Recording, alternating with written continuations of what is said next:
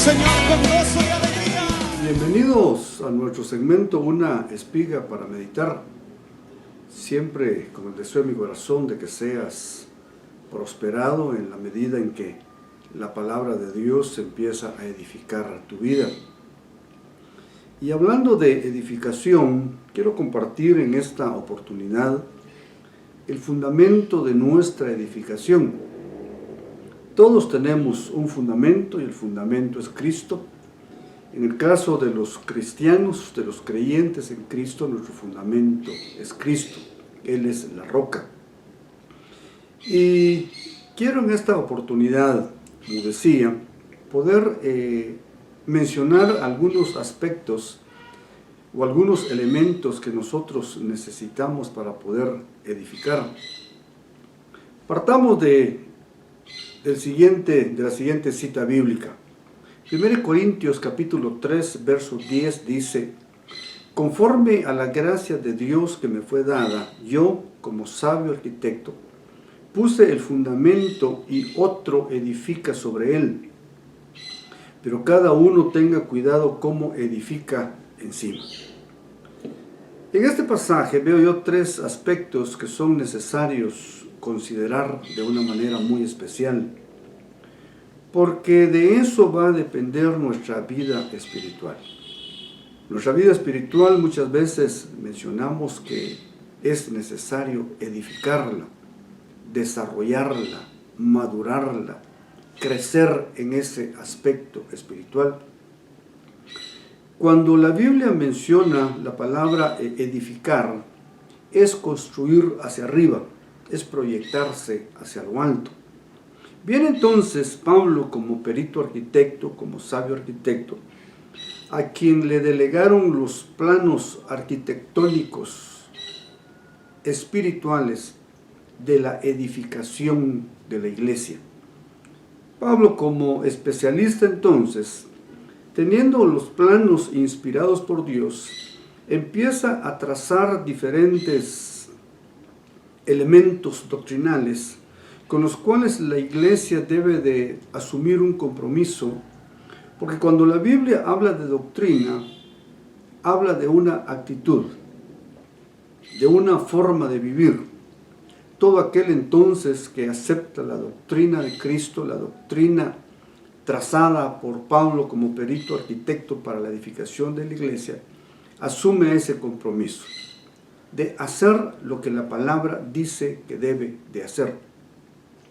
Pablo entonces no solo se identifica como perito arquitecto, sino viene él y dice: yo ya puse el fundamento. El fundamento es la base, el cimiento, que va a soportar toda la edificación. Todo fundamento debe de estar supervisado, debe de ser probado, debe de ser bien firme, porque de él va a depender todo lo que se edifique encima. Si lo vemos en el plano natural, pueden haber edificaciones que no soportan el peso porque su fundamento, su cimiento no fue diseñado de la mejor manera. Pero todo aquel que es especialista sabe, hermano, que debe de tener el conocimiento pleno para poder fundamentar el cimiento, las bases de todo aquello que va a construir encima de él. Si en lo natural es delicado, es riesgoso si no se hace bien, ¿cuánto más puede ser peligroso en el aspecto espiritual? En lo natural pues se cae, se rediseña y se vuelve a edificar. Pero ¿será que eso puede suceder también en lo espiritual? Quizás sí, quizás no. Veamos entonces. Pablo pone un fundamento. En el contexto dice que no hay otro fundamento. El fundamento que menciona Pablo es Jesucristo. Es nuestro fundamento, nuestra base, nuestro sustento. Es desde ahí donde empieza a armarse la estructura de la edificación. Columnas, vigas, todo lo que conlleva la edificación de un edificio espiritual. Pone el fundamento, pero dice: y otro edifica sobre él. la responsabilidad del perito arquitecto fue el fundamento, ¿sí? Pero viene él y nos pone a nosotros la responsabilidad de ver cómo vamos a edificar encima, qué materiales vamos a utilizar, de qué manera los vamos a amarrar, de qué manera, hermano, la edificación sobre el fundamento va a ser consistente, estable. Porque si no adquirimos los materiales o los elementos necesarios, puede que aquella edificación, por muy buen fundamento que tenga, no va a ser lo que nosotros estamos pensando. Y en el contexto habla de oro, plata, piedras preciosas, heno, hojarasca, madera, como ejemplo de los materiales que todo creyente tiene a la mano para poder edificar su vida espiritual. Pero cada uno, mire cómo edifica encima. Nuestra responsabilidad, ¿sí?, después de haber puesto en nuestra vida espiritual el fundamento, es ver de qué manera edificamos. ¿Qué material estamos utilizando? ¿Ya? Porque cada uno de esos materiales, hablando en el contexto, dice que va a ser probado. Y la prueba va a evidenciar qué material utilizamos. Lucas capítulo 6, verso 48, dice así la palabra.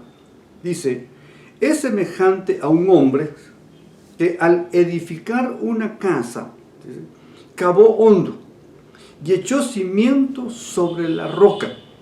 Y cuando vino una inundación, el torrente rompió contra aquella casa, pero no pudo moverla, porque había sido bien construida.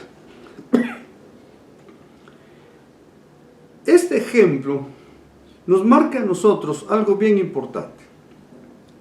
La roca es Cristo. Es la base de donde toda la iglesia procede a ser edificada.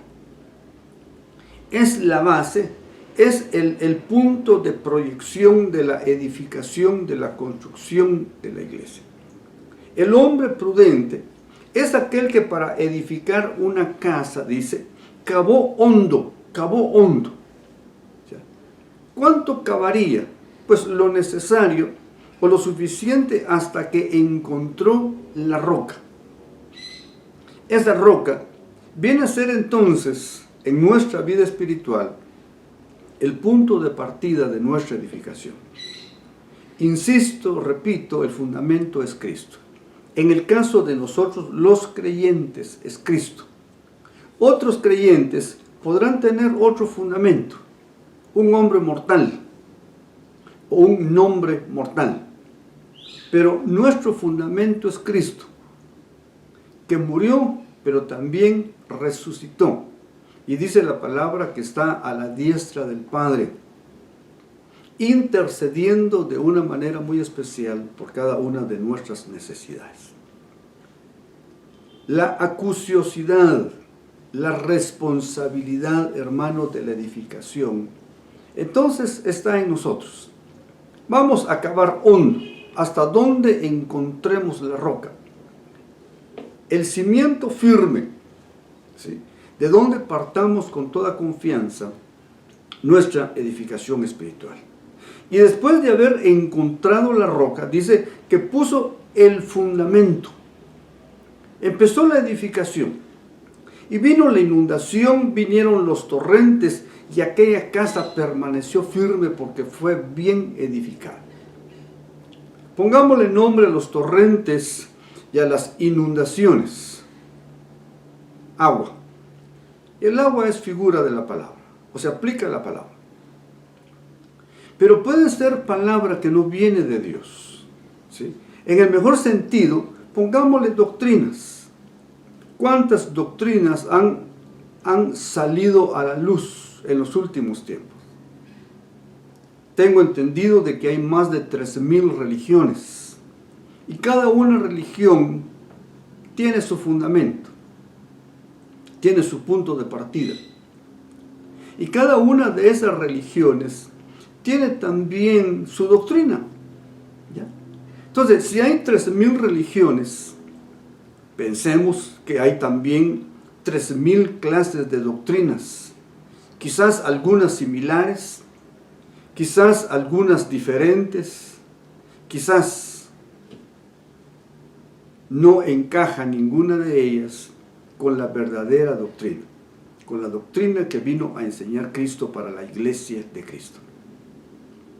Vinieron las doctrinas, vinieron como inundación, vinieron como torrente, y empezaron, dice, a pegar, para tratar de destruir, de socavar el fundamento de aquella edificación, para derribarla, ¿sí?, para destruirla. Pero como aquella casa fue edificada de una manera firme, consistente, responsable, hermano, todas estas doctrinas no le hicieron absolutamente nada. Golpearon, pero la firmeza de la enseñanza de la palabra de Dios hizo que se sostuvieran ante aquellos embates. Doctrinas que parecen buenas, pero que al final vemos que no tienen el contexto de la palabra de Dios.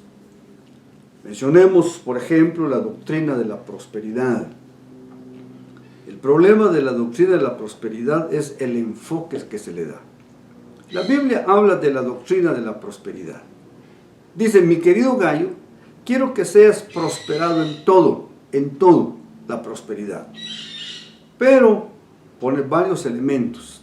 Así como prospera tu alma, que tengas buena salud y que des testimonio de la palabra de Dios. Dentro de la palabra, vemos que el propósito de Dios en ese inmenso amor con el cual nos ama, quiere que seamos prosperados en todo. Pero esa prosperidad en todo va paralela a lo que es la prosperidad del alma. Entonces, nuestra alma es el problema. ¿Ya? Pensemos por un momento que viene Dios y prospera a un hombre o a una mujer, pero tiene en su alma la envidia, el egoísmo, la vanagloria, la autosuficiencia. Esos efectos o esos aspectos negativos van en contra de la prosperidad. Una persona envidiosa, una persona egoísta, y siendo próspero, no va a poder disfrutar a plenitud, ¿sí?, toda aquella abundancia con la cual dispone. ¿De qué sirve tener muchos bienes materiales si el cuerpo carece de buena salud? Veamos entonces que la prosperidad viene de Dios, pero va acompañada de otros elementos. Muchas doctrinas que vienen a tratar de socavar la firmeza de la iglesia de Cristo. Si nosotros estamos bien firmes, bien fundamentados, hemos edificado de una manera sabia, prudente nuestra vida espiritual, bueno, ninguna de esas doctrinas como torrentes o vendavales van a destruir tu vida. El libro de los Hechos capítulo 20, verso 32, Hechos 20, 32, dice así la palabra: ahora os encomiendo a Dios y a la palabra de su gracia, que es poderosa para edificaros. Bueno, anteriormente vemos cómo nosotros sabiamente vamos a edificar. El fundamento es Cristo. Pero el hombre prudente dice que cavó hasta que encontró la roca, la firmeza de Cristo. Sobre esa firmeza empezó a edificar y resistió a todo ataque, a toda acción del enemigo que quería destruir. Lo resistió. Ahora, vemos en el libro de los Hechos de que se menciona algo importante que es necesario para nuestra vida espiritual. Es la palabra de su gracia. ¿Ya? La alabanza no edifica, la alabanza te ministra. la palabra de Dios edifica. ¿Sí? Entonces, veamos estos dos elementos importantes que deben de mantenerse de una manera equilibrada en los cultos que le hacemos al Señor. La alabanza es importante, es necesaria, porque lo que hace la alabanza es ministrar nuestra alma, ¿ya?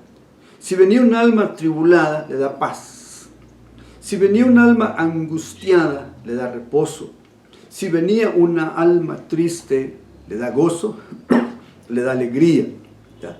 ¿Para qué? Para poder después expresarle a Dios la gratitud de nuestro corazón. Y aquella alma, después de que se desprende y acciona en acción de gracias a Dios, queda dispuesta a poder recibir la bendición que viene de la palabra. Y aquella palabra la edifica, ¿sí? Por eso vemos que cuando Israel en el desierto recibía el maná cada mañana, dice que antes de caer el maná, que es figura de la palabra de Dios, caía un rocío. El rocío tocaba la arena, la tierra, ¿sí? Y luego caía el maná. Ese rocío representa la ministración del Espíritu, ¿ya?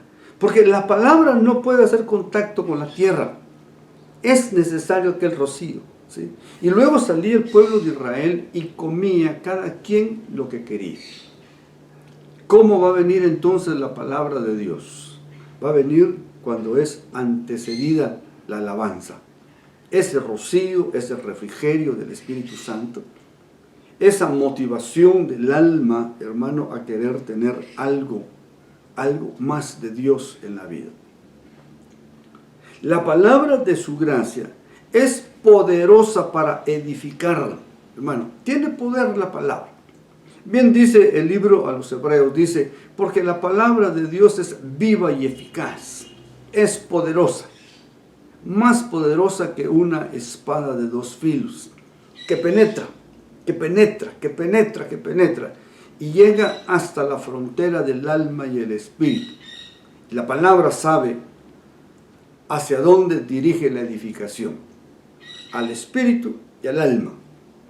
Entonces, la palabra de Dios sí sabe dónde está el espíritu y dónde está el alma, porque cada una de esas partes de nuestro ser necesita su porción, ¿sí? Necesita la ración de la palabra de Dios.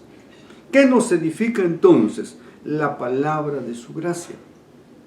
Bueno, entre más palabra escuchamos, entre más palabra aceptamos, entre más palabra entendemos, nuestras vidas espirituales son edificadas.